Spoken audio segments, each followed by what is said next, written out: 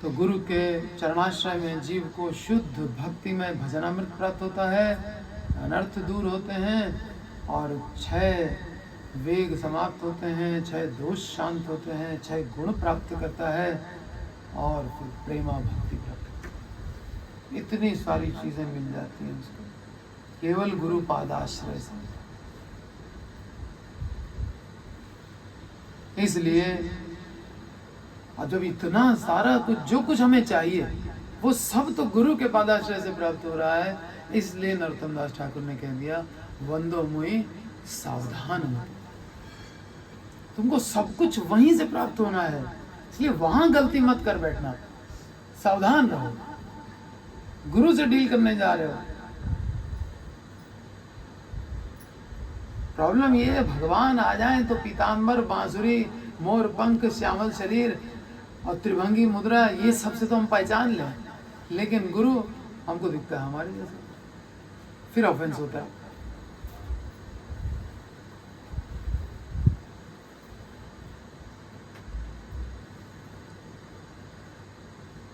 तो वंदो मोई सावधान मतलब जहां से सारे लाभ मिलने वाले हैं वहां सावधान तो रहना ही होगा, तत्व जानना होगा। क्या तत्व बताया अभी तक? श्री गुरु चरण पद्म केवल भक्ति से, ये है गुरु तत्व, केवल भक्ति का आधार है।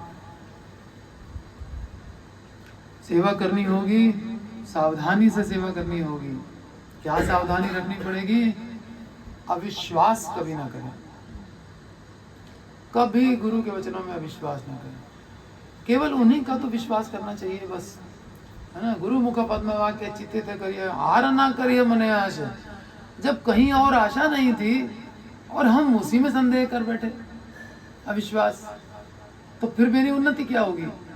ये सावधानी बता रहे हैं नरोत्तम दास ठाकुर। देखो कभी अविश्वास मत करना गुरु के वचनों में कि ये प्रैक्टिकल नहीं है, ये ऐसे नहीं है। सब प्रैक्टिकल है। गुरु ने जो कह दिया फिर भगवान अपने आप निपट लेंगे। तुम तो गुरु कहने पे तुम मान के आगे बढ़ जाओ।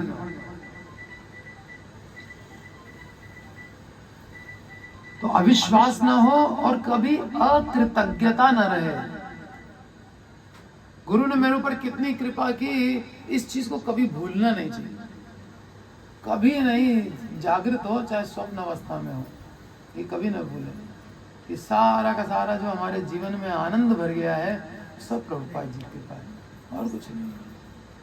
नहीं तो क्या जीवन था, पशुओं जैसा जीवन जी रहे। तो 2 सावधानियां यहाँ पे बताई हैं। क्या क्या? अविश्वास ना करें गुरु वचनों में, अकृतज्ञता न, कभी भी ना आने पाए हृदय के अंदर, कृतज्ञ रहना चाहिए हमेशा। और तीसरा गुरु अवज्ञा, ये कभी ना होने पाए। उन्होंने आज्ञा दी और हम कर नहीं रहे, तो फिर क्या प्रोग्रेस करेंगे? तो वही एकमात्र तो स्थान था जहाँ से प्रोग्रेस होनी थी, उन्हीं की बात नहीं मानी, तो गुरु अवज्ञा।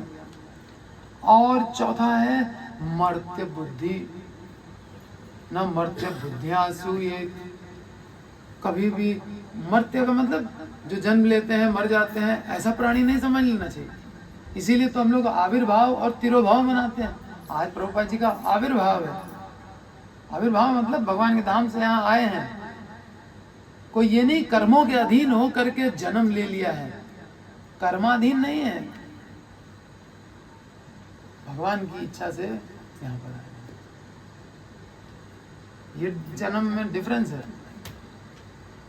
भगवान की इच्छा से यहाँ पे आए हैं, और जीव भगवान की इच्छा से कुछ करना नहीं चाहता है, अपनी इच्छा से चलना चाहता है।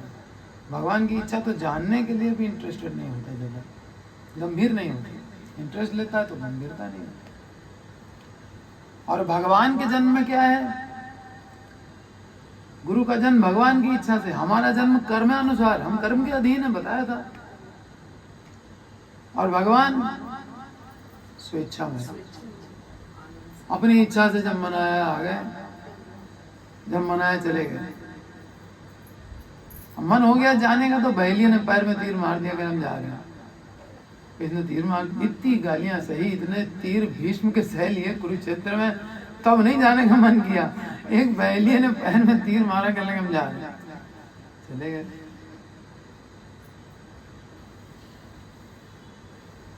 स्वेच्छा में भगवान के कर्म है, लेकिन सब जीव के हित के लिए है। उनकी इच्छा भी जीव के हित के लिए, और हमारी इच्छा कैसे होनी चाहिए? भगवान के हित के लिए, आनंद के लिए, भगवान के हित के लिए। तो 4 सावधानियां बता दी। वंदो मोहि सावधान मत है, आज पूरा कंसंट्रेशन इसी पे है। सावधानी क्या क्या बोलते जाइए। अकृतज्ञता ना हो, अवज्ञा ना हो, और चौथा न मर्त्य बुद्ध्यासूये, मर्त्य समझ करके आसूये, आसूया यानी उनसे कंपटीशन, उनकी इतनी रिस्पेक्ट हो रही है, मेरी भी रिस्पेक्ट हो। बस ये रिस्पेक्ट बहुत खतरनाक चीज होती है। यही प्रलंबासुर जो अंदर घुसा हुआ है ना, इसलिए कहा वैष्णवेर मान प्रतिष्ठा सुकर रविष्ठा। वैष्णव के लिए मान प्रतिष्ठा क्या है? सुअर का मल। वो जो आदमी का मल खाता है उसका मल कितना, नहीं बोलेंगे, छोड़ो। तो ये 4 प्रकार की सावधानी हो गई। और तत्व केवल भक्ति सदमा, ये एक तत्व हुआ। और दूसरा तत्व भगवान उद्धव से बता रहे हैं भागवत में, क्या? आचार्यम माम विजानीयात, आचार्य को मेरा ही स्वरूप समझो। और केवला भक्ति का आधार भी समझो। तो आचार्य जब आपका ही स्वरूप है और केवला भक्ति का आधार है, तो इसका मतलब केवला भक्ति का आधार तो आप ही हो गए, और आप भक्ति के अधीन हो जाते हो, यानी आप अपने ही अधीन हो जाते हो, तो फिर आप स्वतंत्र हो गए। जो व्यक्ति अपने ही अधीन हो तो फिर तो स्वतंत्र ही कहेंगे ना उसको। ये स्वराट भागवत में पहले ही श्लोक में है, अभिज्ञः स्वराट, स्वतंत्र है। भक्ति के अधीन कहते हैं, भक्ति के अधीन कहते हैं, भक्ति कहाँ से आई? भक्ति का आधार गुरु, और गुरु क्या है? आचार्य माम भी जानिए, आचार्य मैं ही हूँ। अब बताओ, नावमन्येत करहिचित, कभी भी उसकी अवज्ञा मत करना, क्योंकि वो समझ लेना कि मैं बोल रहा हूँ। क्योंकि वो क्या करता है गुरु? हमारा आज्ञा गुरु है या तारो है देश। आगे क्या है? जारे देखो तारे कहो कृष्ण उपदेश, वो मेरा ही उपदेश सुनाता रहता है, अपने मन से कुछ नहीं बोलता है। प्रभुपाद कहते हैं हमारा कोई क्रेडिट नहीं है, क्रेडिट बस यही है कि हमारे जो गुरु ने कहा हमने वो कर दिया, बस। कृष्ण की बात को हमने एज इट इज प्रेजेंट कर दिया, Bhagavad Gita as it is. हमने तो मिलावट नहीं किया, ना कुछ माइनस किया ना कुछ प्लस किया। This is my credit. बाकी लोग मिलावट कर रहे हैं, या काट रहे हैं या जोड़ रहे हैं, ये दोनों बात मिले। अगर काट दिया और जोड़ दिया तो फिर कृष्ण उपदेश कहाँ रहा? तो जारे देखो तारे कहो कृष्ण उपदेश तो हुआ ही नहीं, तो फिर वो गुरु कहाँ हुआ? जिसने उपदेश में जोड़ा और घटाया वो गुरु के लेवल से गिरा। क्योंकि गुरु की डेफिनेशन तो चैतन्य महाप्रभु ने दे दी कि जारे देखो तारे कहो कृष्ण उपदेश एज इट इज।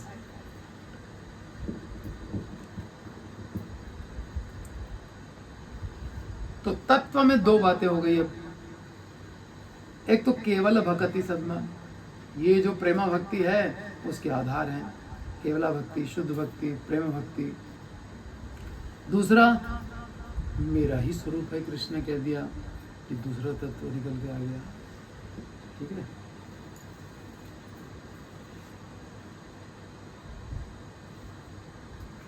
तो सावधानी में 2 चीजें होती हैं, एक तो कैसे सेवा करें, दूसरा है कैसे ना करें, क्या चीज ना करें। ये दोनों चीजें सावधानी है ना।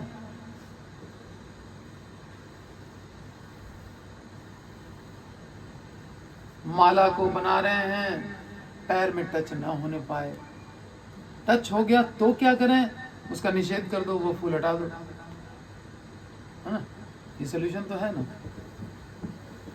पहले तो कैसे करना है, शुद्धता से करना है, और अगर अशुद्ध हो गया तो उसको रिजेक्ट करना है। ये निषेध हो गया कि वो नहीं ऑफर होगा। विधि निषेध दोनों चीज होती है। तो अब हमें सावधान होकर के गुरु की सेवा करनी है। तो इसमें गुरु की सेवा की विधि क्या है और गुरु की सेवा में निषेध क्या है, अब ध्यान पूर्वक सुनिए। भगवान की सेवा की सामग्री जुटाकर गुरु को दें। भाई हम तो प्रभुपाद के थ्रू ही ऑफरिंग करते हैं ना, तो सारी चीजें जुटा करके प्रभुपाद जी के सामने रख दिया, अब प्रभुपाद जी ऑफर करेंगे भगवान को। मंत्र भी प्रभुपाद के ही बोलते हैं हम लोग पहले। और गुरु के भोजनोपरांत ही भोजन ग्रहण करें। उन्होंने खा लिया, उसके बाद हम खाएंगे। और उनका जब नाम लेना हो तो विष्णुपाद, प्रभुपाद, अष्टोत्तर शत, श्री, श्रीमद, ये भी बोलना जरूरी है। यानी श्री शब्द को 108 बार बोलना, इसको कहते हैं अष्ट उत्तर शत। शव में 8 बार और जोड़ दो, यानी 108 बार श्री श्री श्री श्री श्री श्री, तब जाकर के प्रभुपाद बोलने से। लेकिन इतना कोई बोल नहीं पाता, तो अब सिस्टम ये बना दिया हमारे आचार्यों ने, अष्टोत्तर शत 108 बार श्री श्रीमद।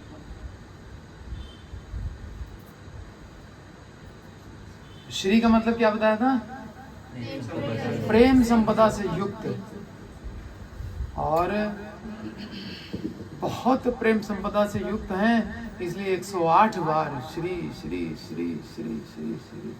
विधि तो यही है कि श्री श्री श्री श्री 108 बार बोल करके तो प्रभुपाद का नाम लिया जाए। और साथ में विष्णुपाद या प्रभुपाद जोड़ना जरूरी। ऐसे नहीं सीधे नाम ले लिया, कौन है तुम्हारे गुरु, नाम ले लिया सीधे प्रभुपाद जी का, ऐसे नहीं।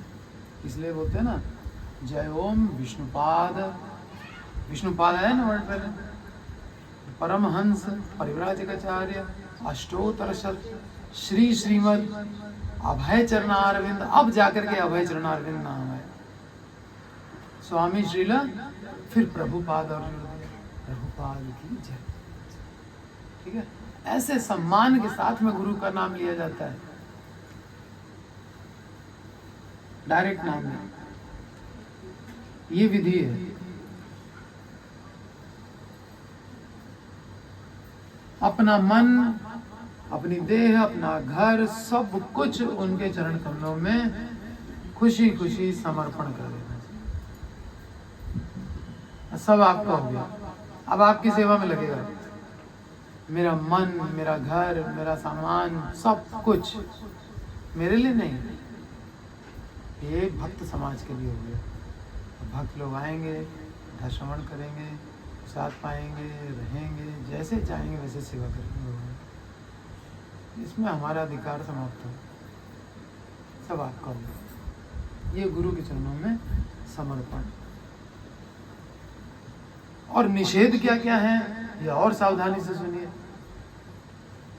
क्योंकि अगर इसमें सावधान नहीं रहे तो गड़बड़ हो जाएगी और फिर जो चाहिए वो मिल नहीं पाएगा। उनके व्यवहार की वस्तुओं को लांघना नहीं चाहिए। प्रभुपाद का आसन पड़ा हुआ है नीचे, अब हम पैर से लांघ गए उसको, या उनके भोग की थाली रखी हुई है, कुछ है, उसको क्रॉस नहीं करना चाहिए। दूसरी बात, गुरु के प्रयोग की वस्तुओं को स्वयं प्रयोग नहीं करना चाहिए।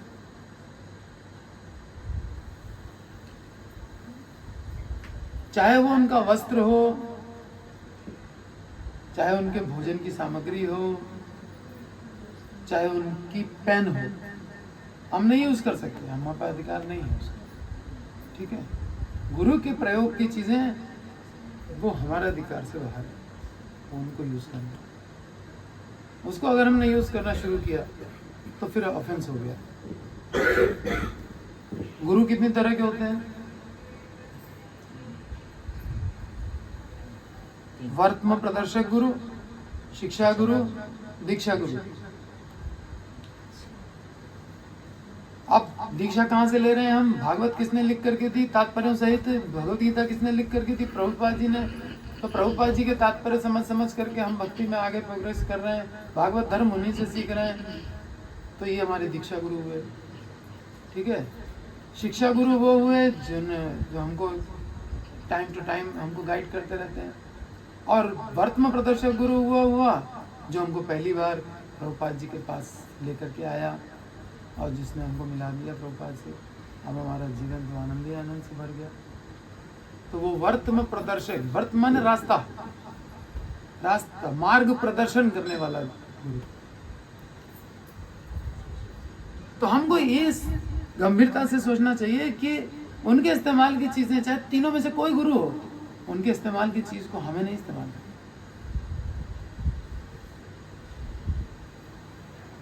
तो फिर हमसे आगे ऑफेंस होगा ही नहीं, कभी होने की संभावना ही नहीं रहेगी। तो ये निषेध है।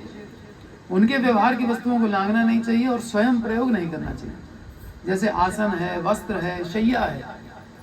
जहाँ गुरु जी सोते हैं वहां पर हम जाके सो गए।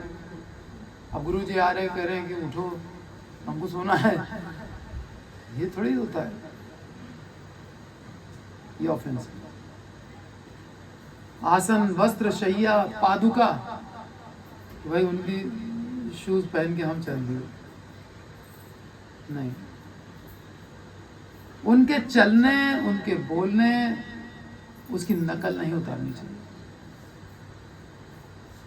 ये भी ऑफेंस है। उनके सामने जोर से हंसना नहीं चाहिए, ठाका लगा के हंस रहे हैं गुरु सामने, ये अभद्रता है। उनके सामने उंगलियां चटका रहे हैं टक टक टक करके, ध्यान भंग हो रहा है। गुरु कुछ हमें शिक्षा देने की सोच रहे हैं और हम उनको डिस्टर्ब कर रहे हैं, उंगलियां चटका रहे हैं बैठे।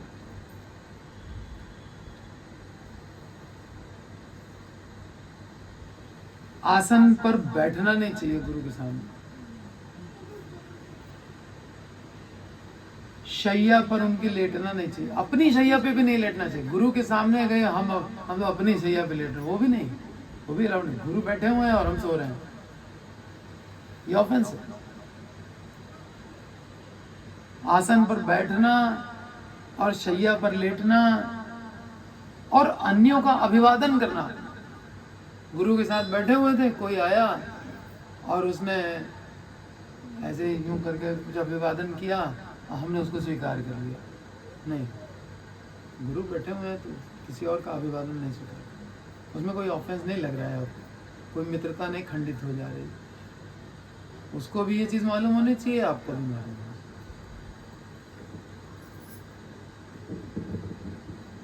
और किसी पर प्रभुत्व नहीं जताना चाहिए गुरु के सामने।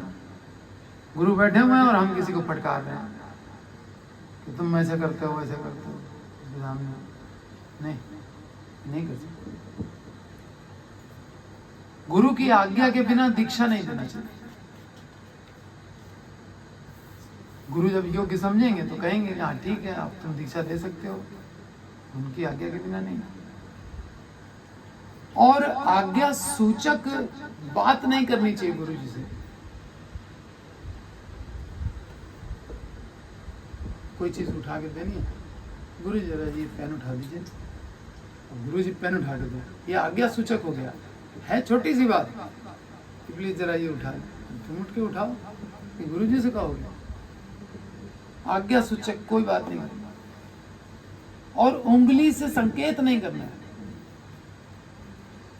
वो देखिए, वो देखिए, उंगली नहीं उठा सकती।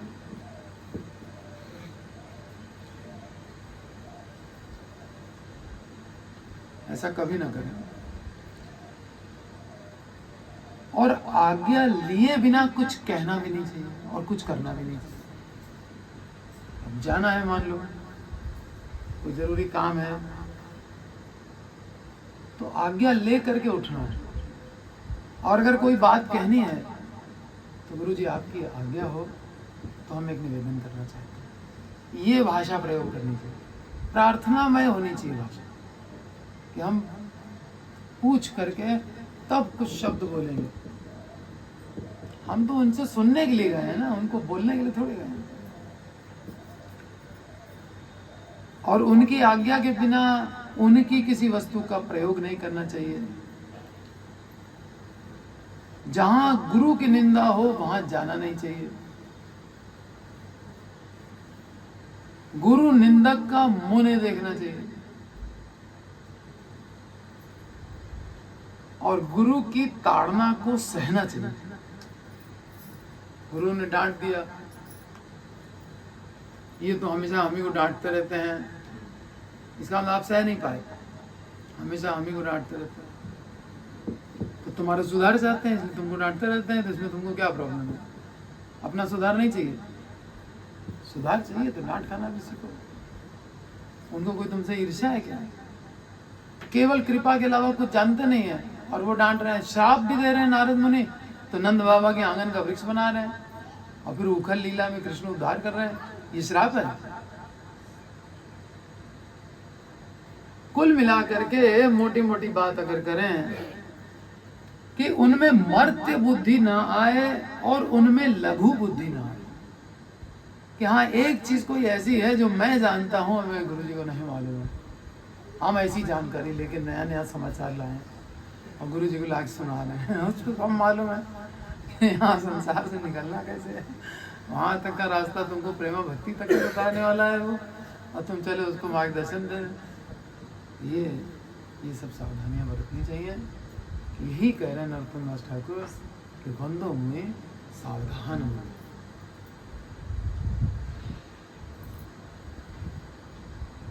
और एक सावधानी है कि साधकस्य गुरो भक्ति मंदी कुर्वन्ति देवता। जब देवता देखते हैं कि ये व्यक्ति गुरु भक्ति में लग गया, तो अब तो ये भगवान के पास पहुंच ही जाएगा। जब ये सीरियसली गुरु भक्ति में शास्त्र के अनुसार सावधानी पूर्वक लगा हुआ है, तो अब तो ये जा रहा है भगवान के धाम, हम लोग यहीं स्वर्ग में पड़े रह जाएंगे, ये हमको भी क्रॉस कर जाएगा, उल्लंघन कर जाएगा हमारा।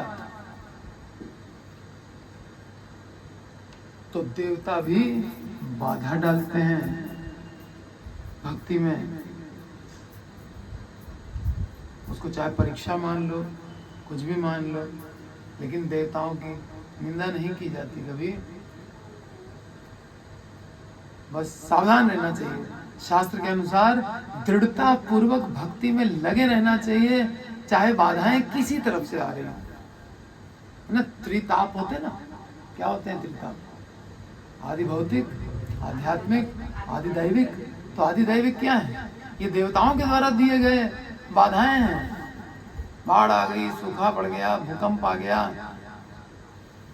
तो ऐसे में हमारी भक्ति नहीं हिलनी चाहिए। बाढ़ आए, चाहे भूकंप आए, चाहे सूखा आता रहे, कुछ भी होता रहे, गुरु भक्ति में एकदम दृढ़ रहेगा। तो देवता तो समझ जाते हैं कि ये गुरु भक्ति में दृढ़ हो गया, माने अब ये जा रहा है गोलोक। तो इसलिए अगर तीनों प्रकार में से कोई भी बाधा आए तो हमको दृढ़ रहना है। और फिर क्या होगा? जब हम इस प्रकार से सावधान होकर के उनका भजन करेंगे तो रिजल्ट क्या निकलेगा? जाहर प्रसादे भाई, अब उनकी कृपा होगी। ए भव तरिया जाई, इस भव सागर को पार कर जाओगे। जाहर प्रसादे भाई, ए भव तरिया जाई। आगे कृष्ण प्राप्ति है जहाँ होते, कृष्ण प्राप्त हो गए, और क्या चाहिए? बस सावधान होकर के गुरु सेवा करें।